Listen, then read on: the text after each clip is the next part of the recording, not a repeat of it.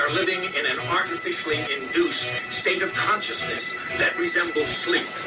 The movement was begun by a scientist who discovered, quite by accident, these signals being sent.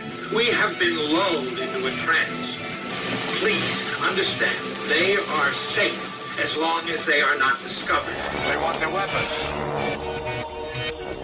Look out for Charlie. I want that son of a bitch dead. I want him dead. I remember way back in 2013, 2014, when I was just going online and communicating with a few people here and there, and I got this email from this guy, and it was a schematic. It was this dual ultrasonic sound cannon heterodyning system that he thought was in a neighbor's shed pointed at his house, which was heterodyning a very audible frequency, which made sense, but made sense if it was 1979 or 1980. They don't need any of that anymore. I know I've said that a million times, but today is a very special day, because today is the day that you learn the terms that they use. I remember getting this email with this sound cannon, and it said, this is what they're using, and by the way, get off this heavily monitored channel and start using blah, blah, blah, blah, blah. And I was like, what?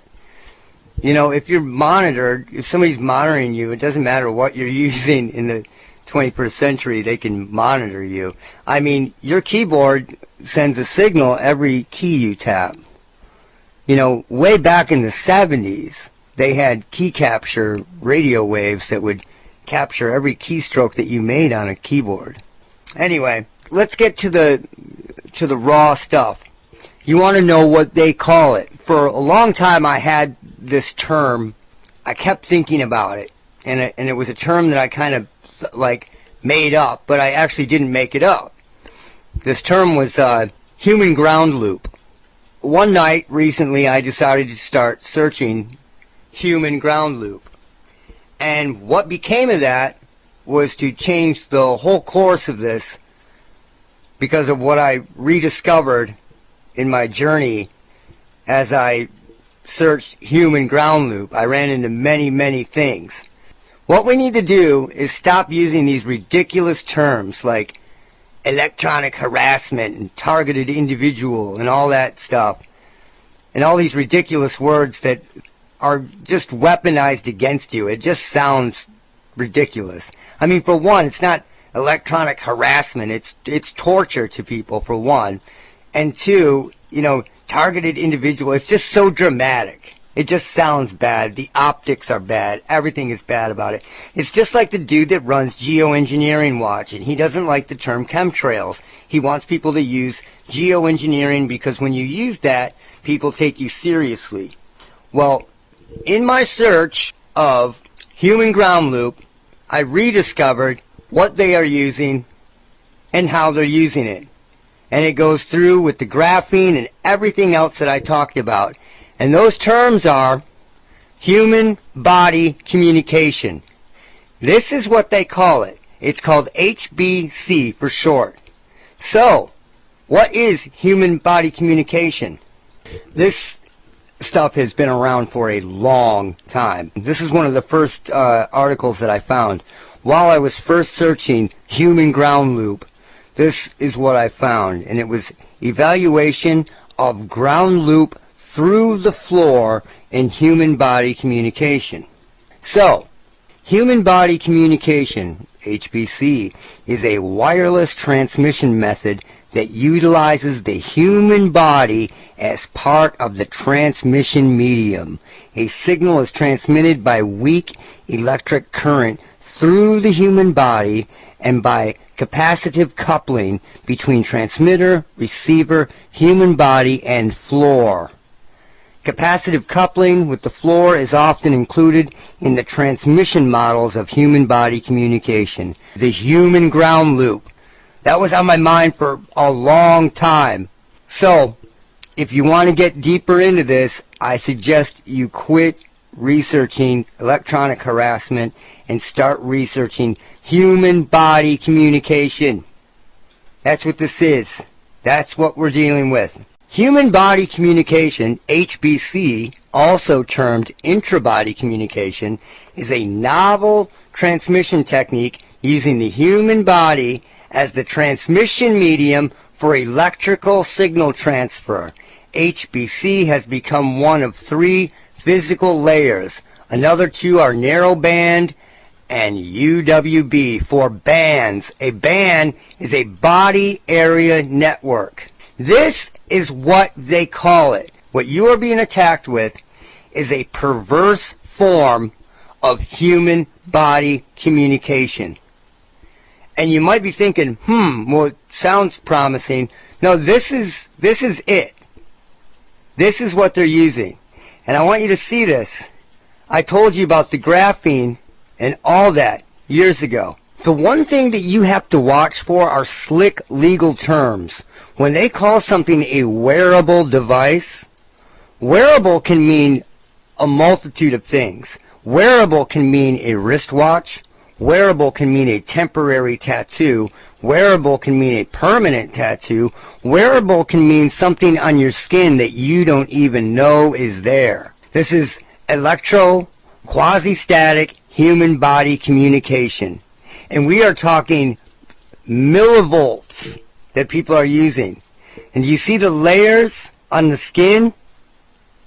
What do you think the graphene that I talked about in other videos is doing? Exactly this.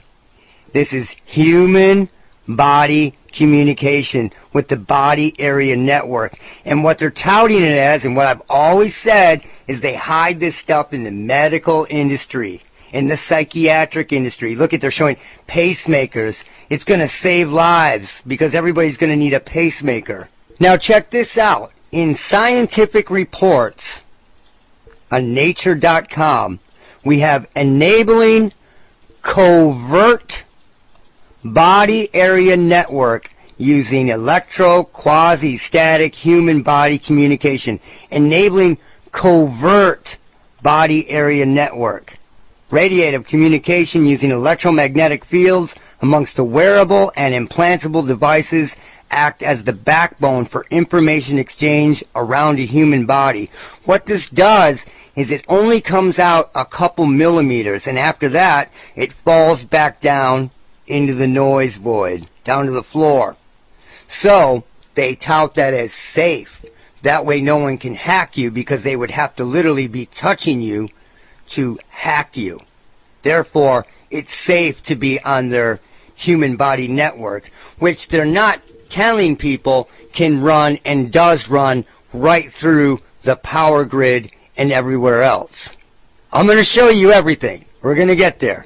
So they keep mentioning wearable and implantable devices.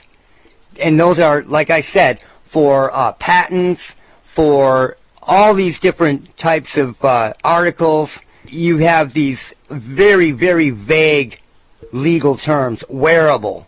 A hat is wearable. Like I said, tattoos are wearable. Graphene growing on your skin with fungus and Shewanella is also wearable. This is human body communication, which is funny because one of the first things I ever thought of was misuse of medical equipment. I'll never forget those words. Misuse of medical equipment. The wireless body area network has been the de facto standard for connecting these tiny, energy-sparse devices. What happens is, as they turn the power up, they lose signal. There's signal leakage, if you will. And what they have to do is get the power, the kilobytes, and everything else, get the power, the kilobytes, and everything else down as low as they can. All of this wraps together. Here is design of intra-body nano communication network for future nanomedicine. The intra-body is the same as human body communication. Everything that I've talked about gets wrapped up in a nice, neat little package when you research this. This is what it is. This is what they're using. And right now, it is in its full-on weaponized stage. We talked about graphene For a long time, I've talked about graphene. And here it says, luckily, graphene-based nanotransceivers and nanoantennas are expected to implicitly operate within the terahertz frequency band.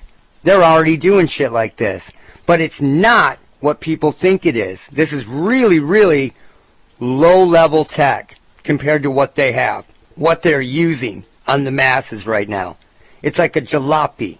So far, we have human body communication using electricity and electrostatic electricity around the human body in such little voltage that they say that it needs no battery. We talked about graphene. There's the graphene. All of it wrapped up. Here's a graphic where they show noise sources, which are cell and Wi-Fi 2.4 gigahertz, and that would be the noise signal. And then here they show these signal receiver and signal transmitter as though it's a wearable device. But the wearable device, again, could be something on your skin that you don't even know is there. Hence, covert human body communication. This is amazing because this is where they just flat out admit some of the uses for these nano substances that we've been saying are out there, and they go, no, that's craziness, conspiracy craziness, right?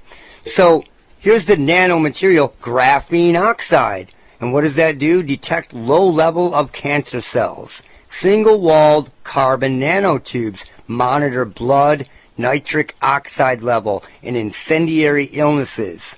Magnetic nanoparticles allows constant checking the microvessels in the blood.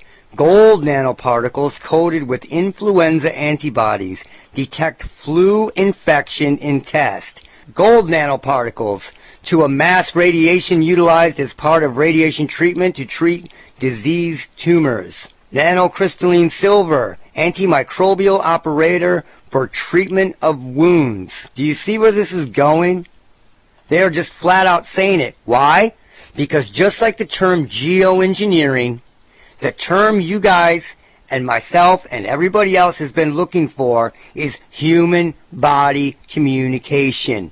If you have been looking for information on all those ridiculous terms, electronic harassment, targeted individuals, start looking up body area networks, quasi-static human body communication, or just human body communication, or HBC. That is what this is.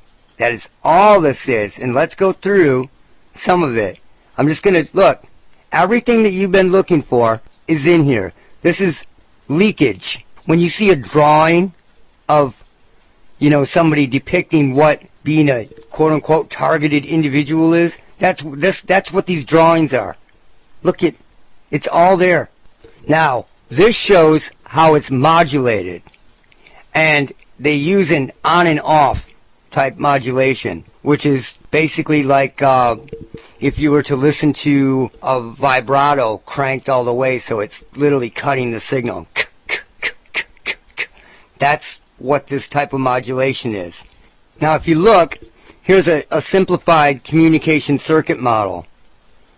Now, if people really knew how simplified this was and how organic it was, they would be very, very pissed off, to say the least. But they're talking about impedance, high impedance, voltage drops, signal loss, all that, through all this. And they've been talking about this for years.